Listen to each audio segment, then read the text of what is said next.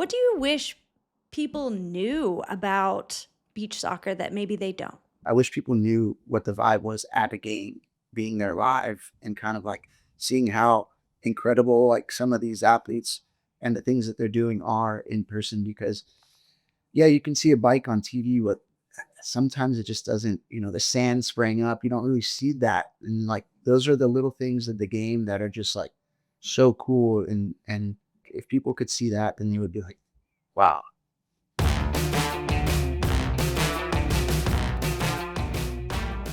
The U.S. Soccer Podcast is presented by Henkel. Whether it's bold style, fresh gear at home, clean sheets on the pitch, or performance that holds strong when it matters most, Henkel's family of brands supports fans and athletes on the road to glory this summer.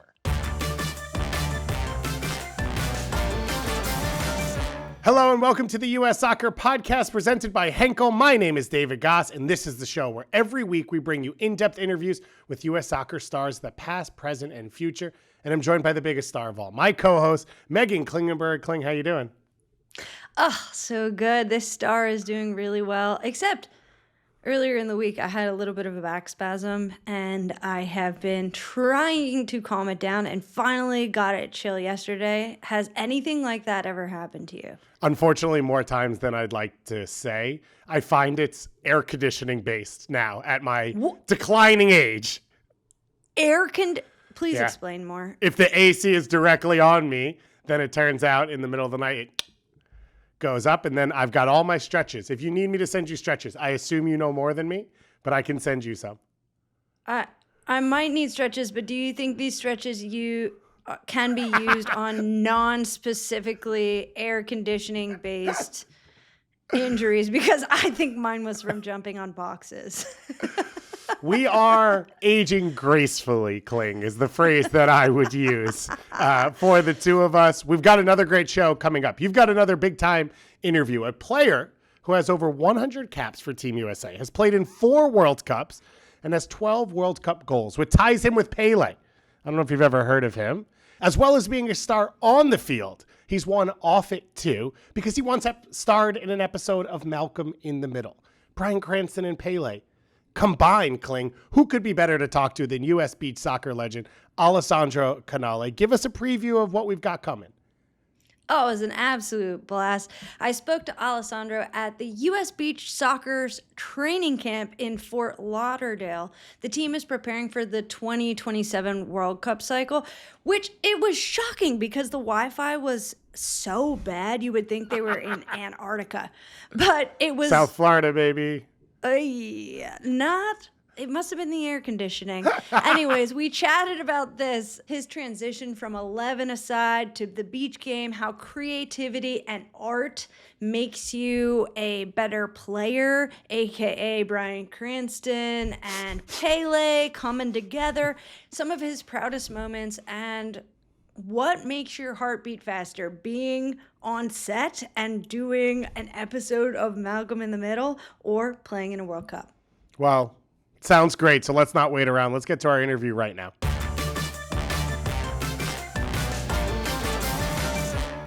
Alessandro, welcome to the show. I'm so excited to be talking with you. I gotta tell you, man, I'm retired now, and I've actually considered making a comeback so I can play beach soccer. It looks like it's that much fun.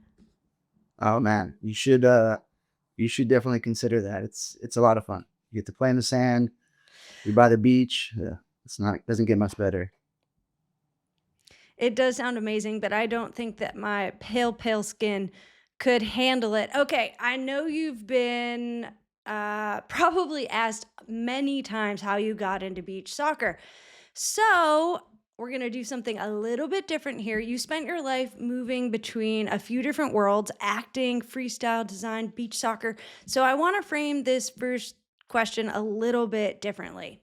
Let's imagine a movie about your life, and we're watching you go from turf to sand for the first time. Set the scene. What do we see? What are the emotions? What's the soundtrack that's playing? Yeah. I mean, my first experience was in Seal Beach, I believe, in kind of the U.S. Formal world, and I was excited. I was a little bit not nervous, but just kind of anxious to play and kind of see what I could do in the sand.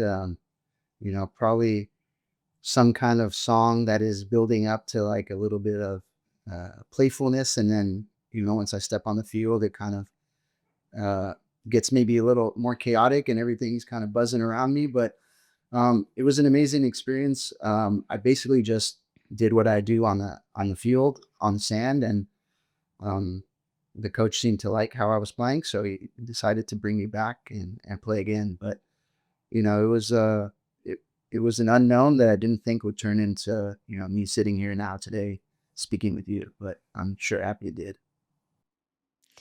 I love that you were talking about how the music kind of was really playful while you were stepping onto the sand and then became a little bit more chaotic. I'm wondering though, when the first whistle went, did that music suddenly become calm? Were you suddenly calm? Um, if trying to think back on that time, it's such a long time ago that I feel like the younger me was probably like, who like I don't care who these guys are. Like I play soccer too, and I'm going to show them what I can do. So I feel like there was probably in the before I stepped on a little bit of that nervousness, and then once I got on the field, I was just kind of like doing my thing. So yeah, I feel like I probably found a little rhythm, a little calmness, a little bit of just yeah, be me, do what I can do. So What a privilege to be able to say, "Oh my gosh, it was so long ago that I don't remember exactly what I felt like." That that's a pretty incredible statement, and one of the reasons why you wanted on the show, taking us back really quickly to the movie, because I really want to lean into this because I know that you have some experience in these type of things. I want to know who would play you in the movie and who's going to direct it in your dream world. have been getting this linking to, at least looks wise, Ben Affleck. So maybe I would a I love younger it. a younger Ben Affleck would be playing me, and then I would have to stay away from a Tarantino directed film because that might just get crazy. And so maybe maybe maybe Scorsese or something, kind of have this really moody feel to it, and then I don't know, have some cool character development and dialogue. So I think we can I get love something it. cool. I think you'd have to be the stunt double for Ben Affleck because I don't think that he could pull off the stuff that you all are doing Yeah. on the beach. Now we're going to talk more about beach soccer in a moment, but for folks who don't know, and it's the reason we went in with a movie scene to open, which popular sitcom did you appear in? Yeah. So I had a little pop in on the show Malcolm in the Middle Hmm. years ago, um, and still a very cool memory for me. And funny enough, I was in Venice 2-3 weeks ago, back home, and I bumped into Frankie Muniz just kind of on the street randomly, and so I felt like I had to stop and kind of talk to him because on the show, the day of the filming, there wasn't much involvement with him and I because I was in a scene kind of not involving him. So I stopped him and said, "Yo, I know this is probably weird, but I was on the episode of Malcolm in the Middle years ago," and so we kind of had a little moment and chatted a bit and spoke about he's in the racing world now. But yeah, it was cool. It was cool to kind of like connect after all that time. So That is really cool. I mean, I love when you get a little blast from the past like that. And it has me wondering about acting in comparison to soccer. What's harder or more stressful, acting or playing in a big game? ooh, I think they're like very similar in a lot of ways. There's a lot of preparation, once you kind of are getting booked for something. So like I guess Mhm. being called into the training camp, and then there's like this prep time leading into the day you're filming. There's wardrobe fitting, um, but then like when the game time happens, when it's your turn to go, you kind of have to perform and be on your best. So I would say, obviously the physical side, soccer, competing is a little bit more demanding. Right. Um, but the mental side of, acting, there is a lot pulling because you're in your own head for a lot of time leading into it. So Mm. you're kind of battling. yourself in a lot of ways, and making sure like you can kind of get to the space you need to be to perform to the best of your ability. So I think they're two very similar in the buildup, and then one's more physically demanding, and I think one's a little more mentally demanding. I love that you're mentioning how acting has this really mentally demanding, like, part, that people probably don't realize that, and I really wanna ask more about that later. In fact, I already had something prepared, but first I wanna talk a little bit about more how you got into beach soccer. So you did play full 11 aside. What's something that you can do in beach soccer that would probably get coached out of you if you were playing 11 aside? Yeah, I think, and this would happen sometimes, like when I started playing beach and I would transition from beach to outdoor again. But um, just like the first touch, kind of popping it up in beach, Mhm. or trying to get the ball in the air like as quickly as possible. And outdoor, you're obviously trying to, for the most part, play on the ground, be tight, be needy. And so I would go play beach and I'd be popping the ball up. And then I'd go back to playing outdoor. And coaches would tell me, I know you've been playing beach because your first touch is popping up all the time. Um, so yeah, that was probably something that was in the beginning, at least, a little difficult to kind of transition back and forth from.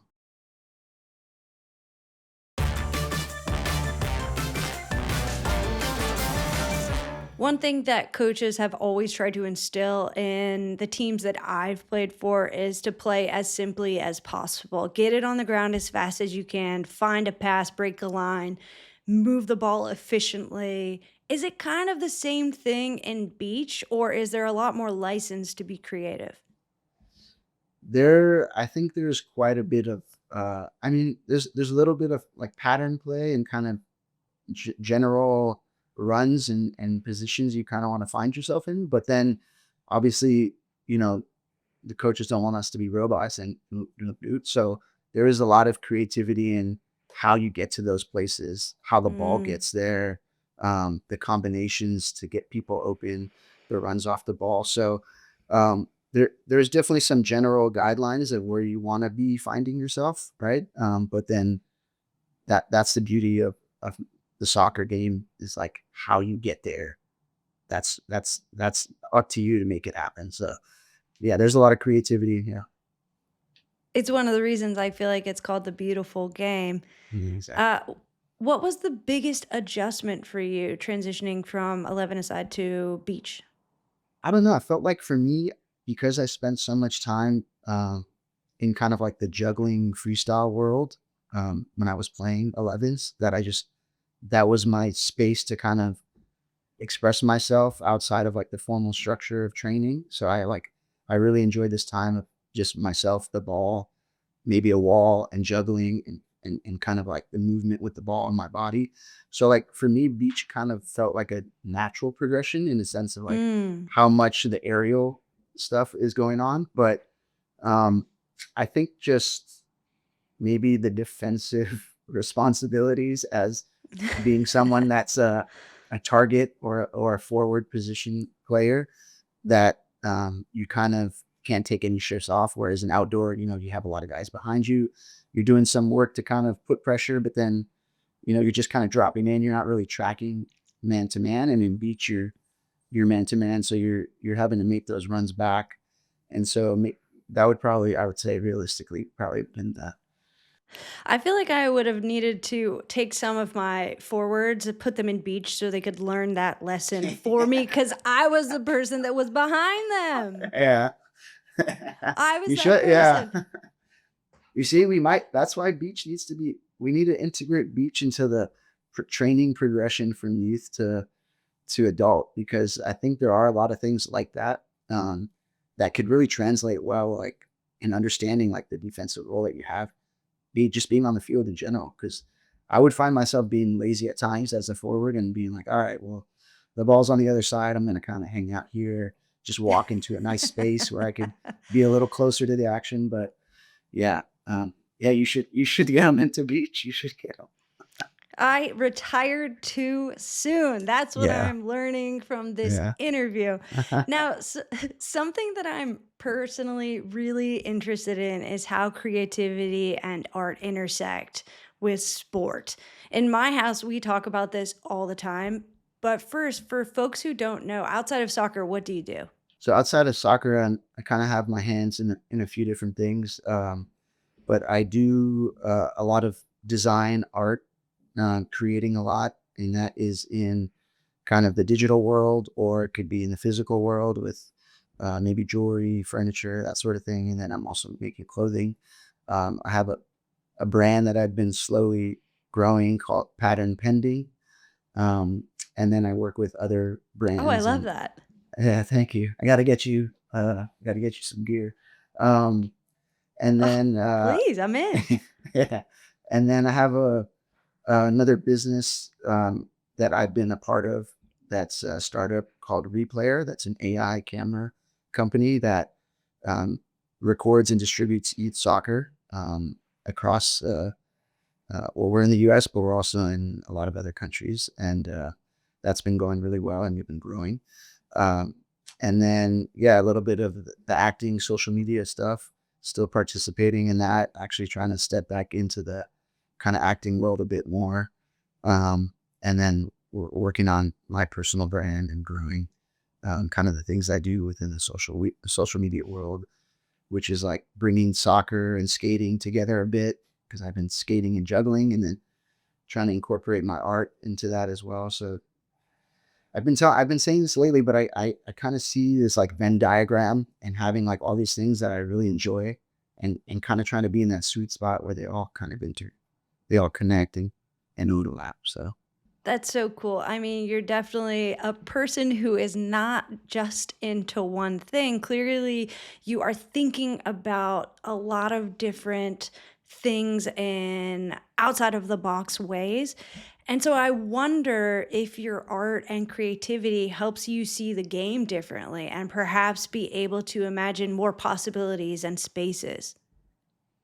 I yeah, I think those things are hard to like kind of gauge, but I would have to lean into it and say that they do because that just becomes a part of like who you are, right? And noticing things like that could potentially come into my art realm and be like, oh, this could be a nice thing, a nice color, a nice space, a nice addition to this painting, or I could be adding this. And then I feel like that does translate to the soccer world where you're like noticing things that, just little things that people wouldn't even be paying attention to. Or I also would attribute like a lot of the things that I see maybe to playing other sports growing up and kind of giving me a different look on like movement and how people are kind of moving through the field or the space. So um, Mm.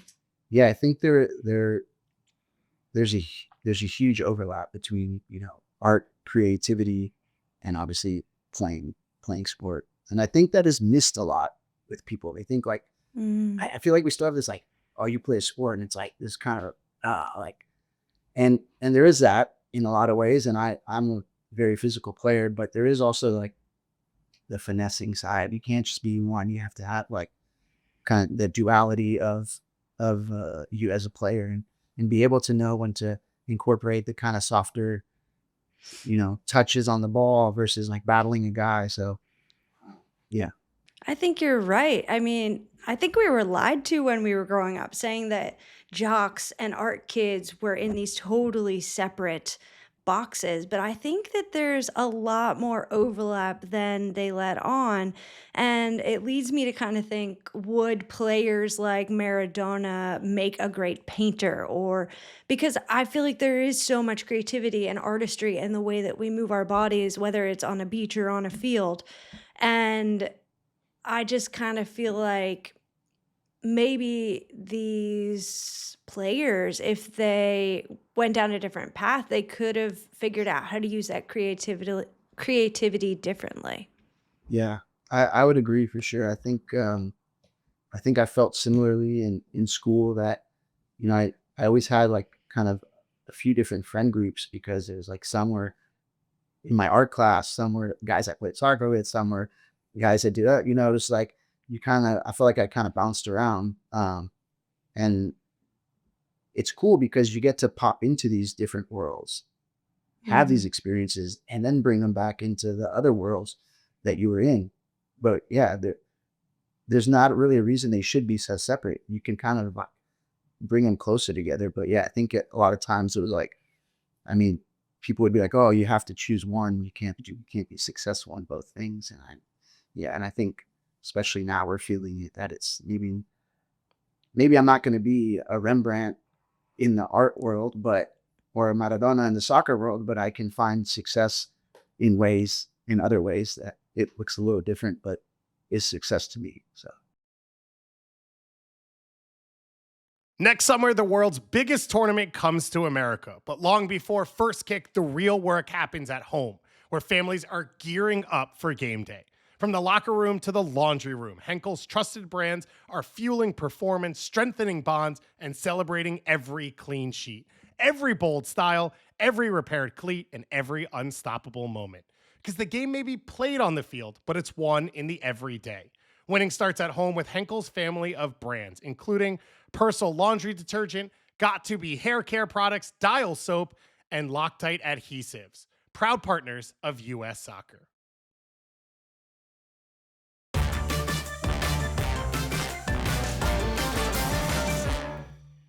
Everybody has their own journey and everybody's going to make their own path. I feel like that's what makes life so beautiful. And I want to go back to that movie that we were talking about earlier and talk about the part that is beautiful, like to you. What's the magical moment that captures your biggest accomplishment playing for US Beach Soccer? Set the scene for us. when I think about my career, I still kind of think about the first like official tournament that I went to, which was like it happened to be a World Cup. So it was like a big moment in general, but then it was Yeah. also like kind of this thing where, I had gone on a trip, like it, the time span of like training in Seal Beach, which I kind of talked about, to being at the World Cup was like a couple months. So, I mean, 2 months maybe or something. I don't know. But there was a little trip to El Salvador in between that was kind of this like another training camp type of vibe. But then like my first official game was like in a World Cup against Spain opening game. And, it was Wow. funny because I remembered playing vividly in the game after that against Tahiti. I got on and I remember because I felt like the sand was up to my waist. And then I remember playing, I remember playing the game after that against UAE because I think I had 2 goals and an assist and I scored my first goal. Um, a shout out to Chimeni for the assist. And then, but the Spain game, I was such a like big game for the team. We were up at one point, and I don't actually remember like being on field. But then we went back to look at some footage, and I had gone on for a little bit of time. But that kind of was the marker, I think, when I still think about it, that has allowed me to had everything after that and be a part of the team for as long as I have been. So for me, that's like still a really special moment, even though it was like so early in the career. But I think without that moment, like maybe I'm not here. So yeah, for me, I think that's like a big one. And the group of guys we had at the time was like pretty veteran, a lot of cool guys that kind of showed me like what it is to be a part of this team in Worth Crest.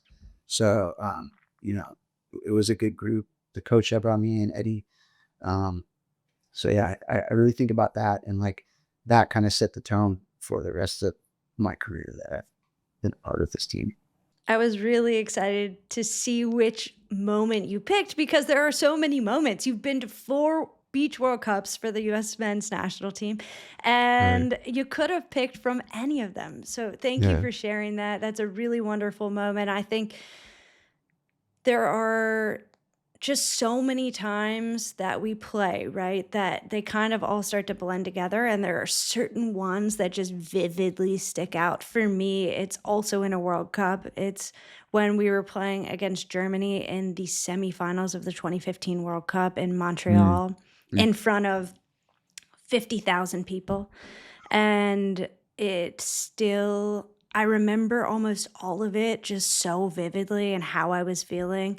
So it's a really cool moment to hear athletes talk about what is their moment, what is sticking out to them, because what sticks out to them is typically so different from what is sticking out to fans, you know? Right. And I feel like it's just so fun to hear from the athlete in that moment. Okay, changing gears a little bit, and we're going to finish out with these questions. What do you wish people knew about beach soccer that maybe they don't? I kind of was speaking about this earlier, actually. I feel like the game doesn't translate very well, like on TV or watching it on a screen. And so I wish, and the vibe of being at an event is just so different. Like there's music going on, there's people like a lot of times people are just like walking by, they pop in, there's people there for the event. So I think like to kind of, I wish people knew what the vibe was at a game, being there live and kind of like seeing how incredible like some of these athletes and the things that they're doing are in person. Because yeah, you can see a bike on TV, but sometimes it just doesn't, the sand spraying up. You don't really see that. And like those are the little things of the game that are just like so cool. And that's like what the game is about, is kind of like this fantastic aerial kind of movements, the ball being in the air, the music, kind of like soccer at its like natural form, but there's a few more people around and it's a little more formal. But I think like if people could see that, then you would be like, wow. It does sound so fun, and I know that I'm gonna definitely be pushing US Soccer for me to be able to visit a match and make sure that we get some content around the beach teams, Let's because it go. just sounds like my vibe totally. Yeah. It has me wondering, what do you personally love most about beach soccer? Um, I think it's the like juggling component and like the like body movements and kind of like keeping the ball, trying to like connect the ball in the air with your teammates. There have been a couple goals that I've scored in my career where the ball like, was like in the air most of the time and you end up like able to finish it.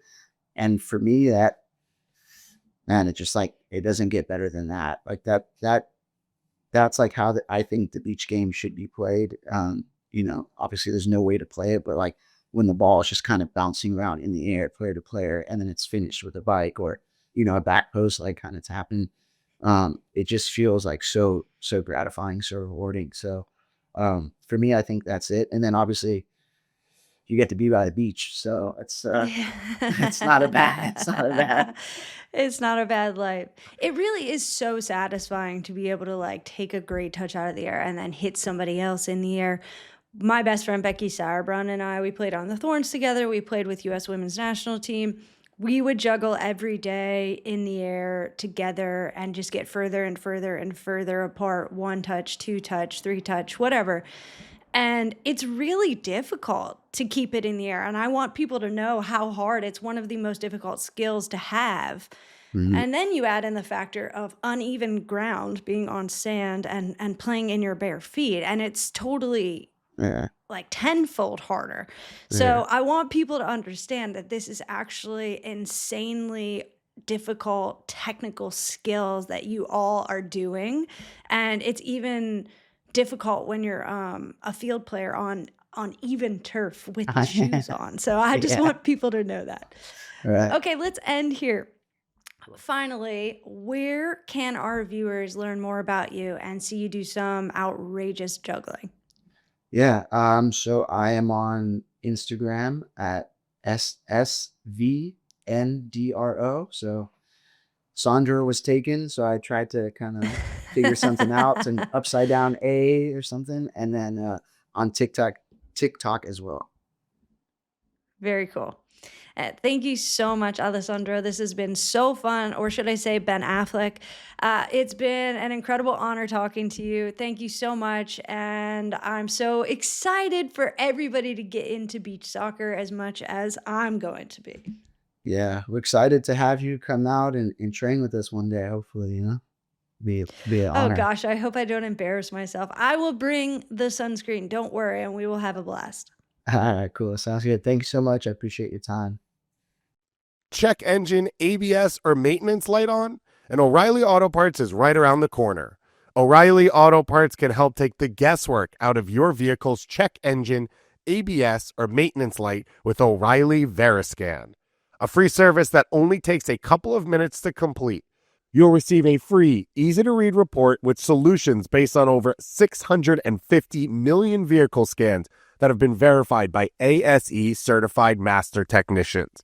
O'Reilly Veriscan can identify the most likely problem with just one scan. The professional parts people at O'Reilly Auto Parts can then recommend the parts and tools you need to do the repair right the first time. And if you're not comfortable doing the repair yourself, they can recommend a local shop for you. Don't ignore check engine, ABS, or maintenance light. Stop by O'Reilly Auto Parts and ask for O'Reilly Veriscan today, a free service exclusively at O'Reilly Auto Parts.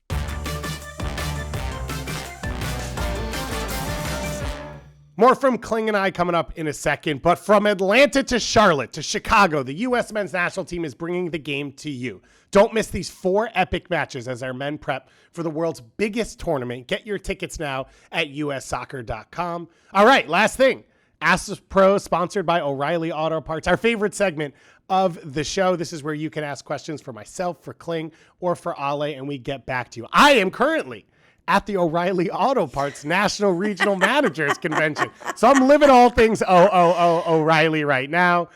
Kling, let's start with you. We've got Jacqueline in Nashville who says, as someone who's lived the highest levels of the game, what aspect of the modern fullback, wingback role do you think will have the biggest impact on the 2026 World Cup? And which team do you think is best positioned to exploit that evolution? I do think that it is different in the women's game than it is for the men's game. But if we're talking about the 2026 World Cup, we're going to see a lot of fullbacks doing a lot more than they used to. I'm talking like you used to put your least technical player there, your bruisers there, the ones that would just tackle and the enforcers. Make the easiest pass. But now we're seeing these players play make. They're really, truly the link between the back line and getting it forward into the midfield, into the best player's feet, into the 10 so they can create. And sometimes they might even become the 10 or the 6 themselves. They are able to have more freedom in how they rotate from the outside into the inside of the pitch, then being able to look and find more options instead of having to work with a sideline on your back. So I think we're going to see a lot of teams playing with fullbacks that are going to be so important to their build-up play. They're going to be creators. They're going to be ones that are having final passes from the wing. They're going to be the players that are breaking lines. They're going to be the players that are the most fit on the pitch, the ones that can 1v1 attack, 1v1 defend, and overall just probably have the most technical feet on the pitch because they're having to do dual rules. Anyways, I think it's going to be a really fun and interesting position to watch during the World Cup, and I think it's one that typically gets overlooked, but hopefully, Jacqueline and other people who are interested in the fullback role will be watching it and learning from it and see the evolution of where the game's going. Yeah, we see Morocco heading to an AFCON final. Hakimi, probably the best player on the team. Now you've got fullbacks getting in Ballon d'Or convos. Do you think your life would be a lot different if you came through playing now, a.k.a. would you be a wingback and attacking fullback? Would you play a different position? Like, as you've watched the position develop and knowing where you were at when you came through, do you think there would be differences for you? No, because I always wanted to be this player. You would be more, unleashed now. Yeah, I'd be rotating into 10 the entire game, and the 10 would have to be the outside back, and then, what do you know, Megan's now a 10. But I do think that I've always been the player that wanted to play like they were an attacking center midfield sort of player, the one that can connect, pass and move, breaks lines, is able to take one touch passes to just, boom, get the ball into the forward's feet. I've always wanted to do and be that player and have more freedom, being able to move on the pitch, and just always felt a little bit restricted. Yeah, that's the answer I thought you were going to give. Because I think when people ask me, like, modern fullbacks and where does it go, you think to the way you played, and you were comfortable in possession with bodies around you in ways that don't maybe describe a lot of the fullbacks of the 90s and early 2000s and the bruisers and enforcers. Of course, you're also physically intimidating as well. Yeah. You know it. The bruising and enforcing gets there anyway. Let's go to our second question from Mark in LA, who says, with the 2026 World Cup being hosted across 3 countries, what do you think will be the biggest soccer challenge, not logistical, for the U.S. team to overcome? And how different is that from past World Cups? I think the big change is going to be the environment around being a host country from a pressure and focus point of view, because Canada and Mexico are also going to be dealing with this. And we historically know, as a host country, there's a ton of pressure. People know exactly what you're going to go through for a really long time. You constantly have these questions. I think a lot of that will be there for the U.S.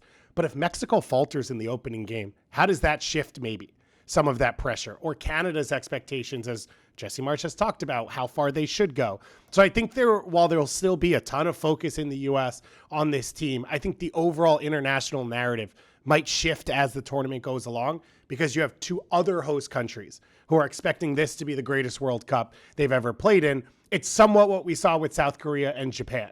And Japan went into the knockout rounds for the first time. They felt accomplished. And then South Korea went to a semifinal. And it totally changed the conversation around it. And I think that could be something that we could see in this World Cup. If you've got a question for Ask the Pros, drop our partners at Westwood One ATM on Instagram at Westwood One Sports. Thank you to you, Kling. Thank you to all of you for listening. Thank you to Alessandro for the interview. And don't forget to follow us wherever you get your podcasts. Subscribe on YouTube and never miss an episode. And we'll be back next week.